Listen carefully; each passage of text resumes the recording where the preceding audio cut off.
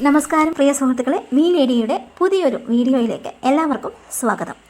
ഇന്നത്തെ current affairs ചോദ്യം അനധികൃതമായി കേരളത്തിലേക്ക് എത്തിച്ചെന്ന് സംശയിക്കുന്ന 36 വാഹനങ്ങൾ കസ്റ്റംസ് പിടിച്ചെടുത്ത ഓപ്പറേഷൻ്റെ പേര് ഓപ്പറേഷൻ നുംഖോർ.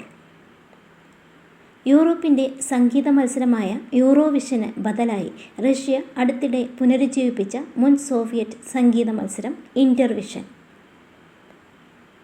റഷ്യയ്ക്കൊപ്പം ബ്രിക്സ് കൂട്ടായ്മയിൽ അംഗങ്ങളായ ഇന്ത്യ, ചൈന, ബ്രസീൽ, ദക്ഷിണാഫ്രിക്ക എന്നിവ ഉൾപ്പെടെ 23 രാജ്യങ്ങളിൽ നിന്നുള്ള ഗായകർ പങ്കെടുത്തു. അടുത്തിടെ ലണ്ടനിൽ അന്തരിച്ച ഹരോൾഡ് ഡിക്കി ബേർഡ് ഏത് നിലയിൽ പ്രശസ്തനായിരുന്നു? English cricket umpire. അടുത്തിടെ പ്രകാശനം ചെയ്യപ്പെട്ട കേരള രാജ്ഭവൻ്റെ മാസികയുടെ പേര് രാജഹംസം.